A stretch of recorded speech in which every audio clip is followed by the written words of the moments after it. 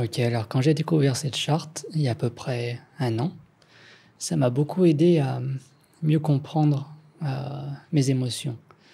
Donc pouvoir mieux voir la colère, la fierté, le désir, les sensations que ça procure dans le corps, et pour ainsi mieux y comprendre. Et avec le temps, ce que je me suis rendu compte un an après, c'est que cette charte, elle est vraiment utile pour ça, pour mieux se comprendre, et qu'à un moment, il y a le piège de se dire que pour aller plus haut, donc pour aller dans les états d'acceptation, de la voie de la raison, de l'amour, de la paix, etc., c'est comme s'il fallait qu'on monte, qu'on fasse un effort pour rayonner. Donc on est dans la colère et on se dit non, non, il faut que je surpasse ça, il faut que j'aille dans des plus hautes énergies. Et avec le temps, on se rend compte que ça marche pas très bien, parce que la réalité n'est pas comme ça. Avec le temps, on se rend compte que la conscience, c'est notre nature, c'est ce qui est derrière tout, derrière les sensations du corps, derrière la pensée. Et une façon de revenir à cet état, c'est de se poser la question, par exemple, qu'est-ce qui est conscient de l'expérience que je suis en train de vivre? Donc, qu'est-ce qui est conscient? Et là, on est de retour derrière les pensées, où on peut se demander, est-ce que je suis conscient? Et là, idem, comment on sait que je suis conscient? On est revenu derrière, ou bien on peut dire, je suis. Pas je suis énervé, je suis comme si, juste je suis.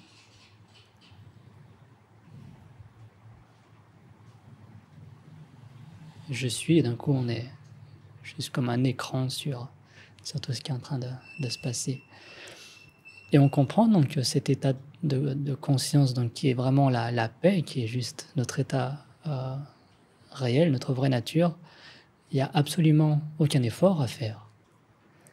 Et donc, avec le temps, comment je vois cette charte qui est toujours aussi ingénieuse, c'est que si on la retourne, tout prend beaucoup plus de sens. On comprend que par nature, sans faire aucun effort, alors ça y est, la paix, l'amour, la beauté, tout est déjà là. Mais après, si par exemple on va vers la voie de la raison, d'un coup, il y a la pensée qui est revenue, on commence à, à analyser le monde. Et ça, c'est un gros gap, c'est une grande marche, parce que d'un coup, on vient de recréer tout un monde. Donc il y a moi, il y a les autres, il y a ces circonstances. Mais ce qui est beau avec la voie de la raison, c'est on reste totalement neutre. C'est la voie de l'intelligence. C'est qu'on voit qu'il y a telle situation, il y a ça, ça, ça et ça. Et donc on va essayer de prendre la meilleure décision selon ce qui est présenté ici. Et après, on se rend compte que si on tombe par exemple dans la colère, c'est que là, ça demande vraiment beaucoup d'efforts parce qu'on vient de créer un monde extérieur, on vient de créer toute une histoire pour créer cette colère. Et après, pour entretenir cette sensation, on va répéter, essayer de comprendre, et on est de retour totalement dans ce monde que la tête a créé.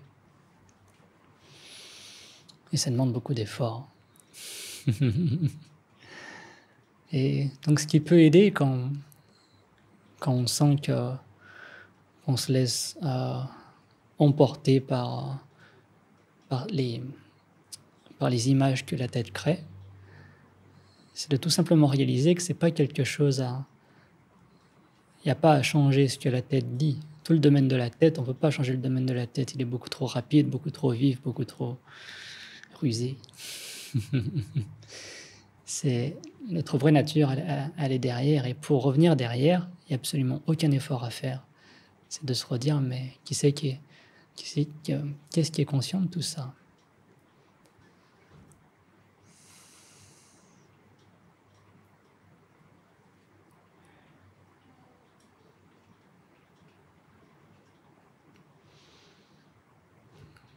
Une fois qu'on a retrouvé notre vraie nature, on peut maintenant repartir dans le monde de la création, agir, mais sur des bases qui sont saines, qui sont en paix.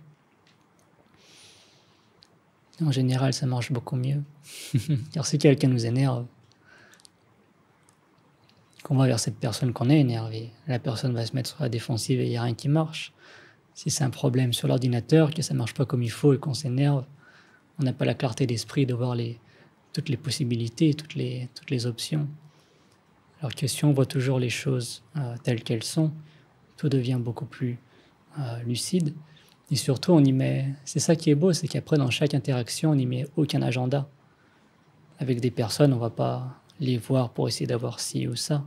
On comprend qu'en fait, peu importe ce qui se passe, la conscience, elle est toujours là. On ne peut rien faire en dehors de la conscience. Tout est conscience. Et une fois qu'on comprend que tout est conscience, on comprend que peu importe ce qui arrive, la conscience, que les pensées soient agitées ou que les pensées soient calmes, la conscience est toujours pareille, calme, sereine. Il n'y a rien qui peut changer la conscience, absolument rien. Et quand donc on reprend notre vraie nature, c'est ça qui est beau, c'est qu'on peut aller dans le monde et on n'essaye pas de trop contrôler le monde pour que ça corresponde à ce que les pensées disent que ça devrait être. Parce que peu importe ce qui arrive, cette conscience, elle est toujours neutre, elle est toujours rayonnante en paix. Donc voilà, c'est un petit truc et je pense que ça peut plaire aux personnes qui se prennent un peu trop la tête à trouver la paix d'esprit. C'est qu'en fait, il n'y a pas d'effort à faire, c'est l'inverse. C'est déjà là.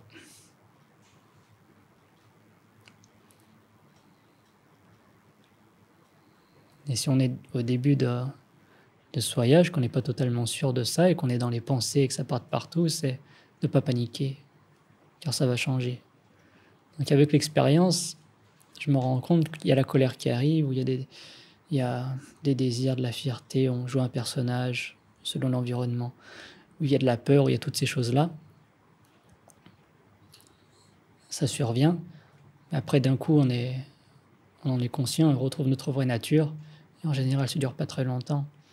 Si on ressent vraiment pas qu'on n'ait pas cette pensée, ce corps, mais qu'on ait la conscience derrière, si c'est pas encore totalement clair, alors en général, d'observer les pensées, ça met plus de temps, parce qu'on est vraiment on y croit encore, on croit encore que ces pensées, c'est vraiment réel.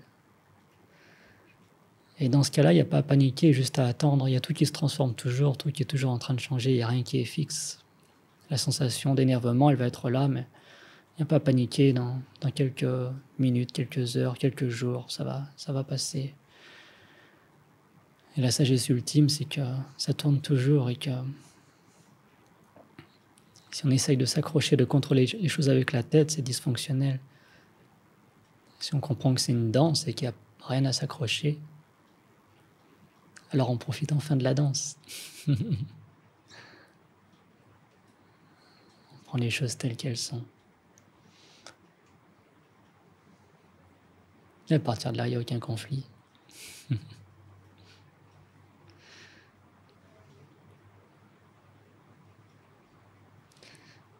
Merci.